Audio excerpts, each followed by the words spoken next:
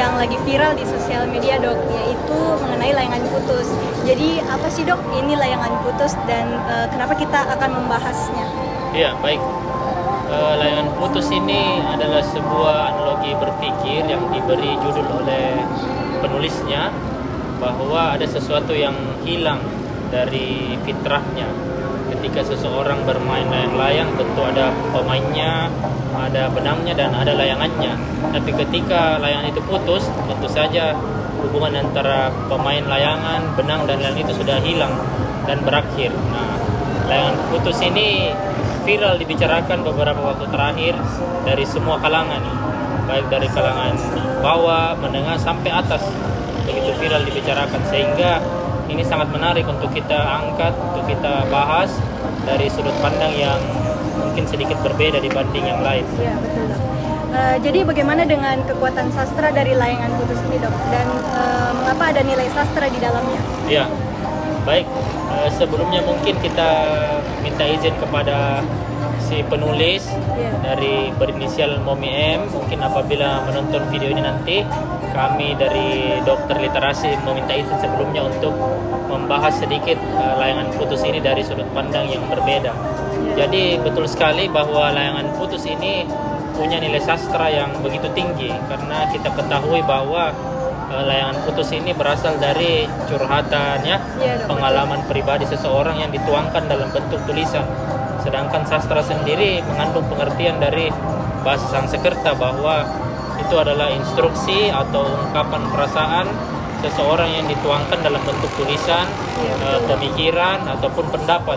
Sehingga layangan putus ini memang betul mempunyai nilai sastra yang begitu tinggi dari media sosial dan akhirnya viral di publik masyarakat kita saat ini. Iya. Lalu seperti yang kita tahu dok, layangan putus ini filmnya diangkat dari sebuah novel. Jadi apa sih dok perbedaan dari novel dan film ini? Dilihat dari mungkin dari sisi daya tariknya dok. Ya baik, betul sekali bahwa layangan putus ini awalnya berasal dari media sosial ya, curhatan dari penulis di media sosial, kemudian dibaca oleh beberapa orang, kemudian semakin hari semakin banyak yang membaca dan akhirnya viral.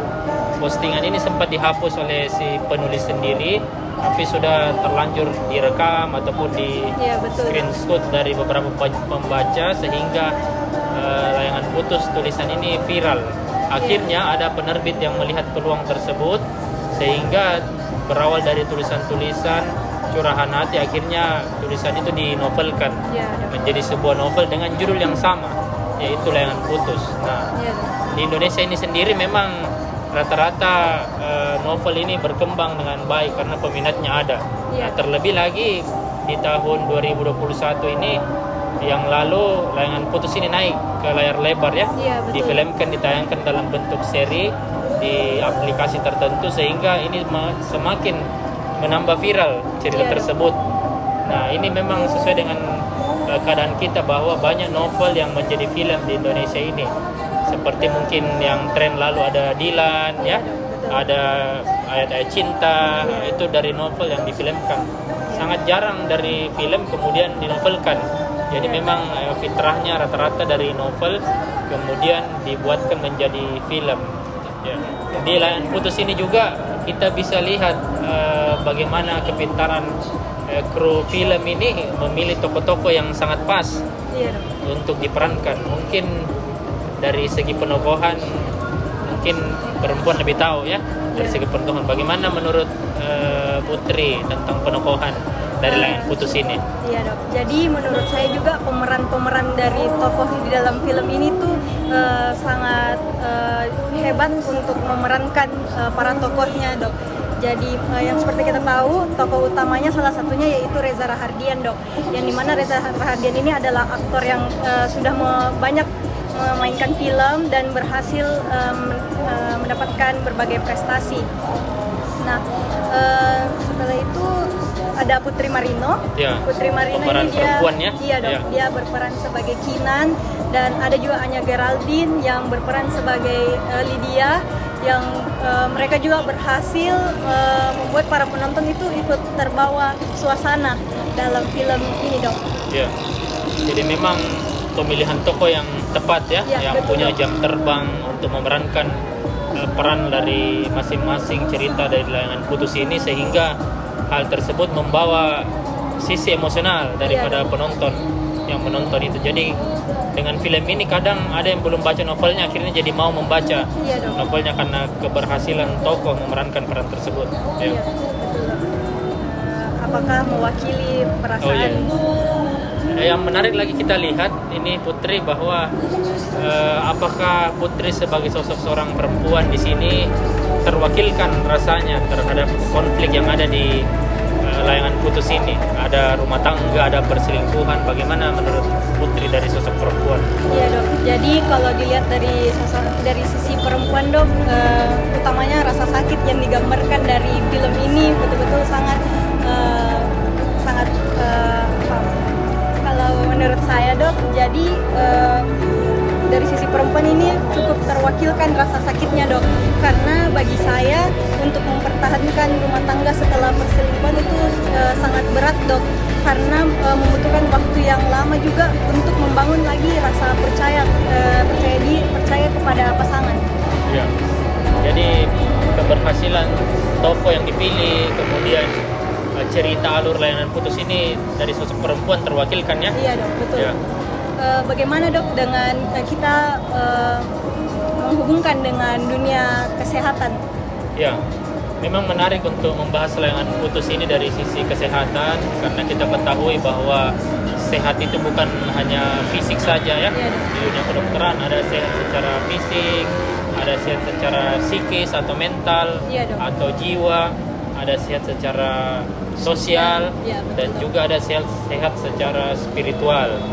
Nah, kita mungkin bagus ke arah psikis dulu atau mental ya. Iya, dok. Kembali mungkin ke sosok perempuan, karena ini dominan memang membawa cerita ke arah perempuan. Bagaimana Putri melihat sisi kesehatan secara psikis dari sudut pandang perempuan? Iya dok. Jadi kalau dari sisi psikisnya itu dok pasti akan terganggu dok. Karena dapat menimbulkan rasa curiga terhadap pasangan dok. Nah, rasa curiga ini juga nanti akan berdampak kepada pasangan kita, menjadi rasa tidak nyaman, dan selain itu rasa curiga ini akan menimbulkan rasa cemas dok. Rasa cemas akan mengalami hal yang sama seperti di dalam film dok. Nah, selain itu apalagi pada perempuan yang sebelumnya sudah pernah juga merasakan hal yang sama pada film, pasti akan menimbulkan lagi kenangan masa lalu itu dok. Ya, jadi akibat dari kesehatan dari psikis ini banyak perempuan yang menaruh curiga terhadap pasangannya. Betul, ya dok. Putri. Iya.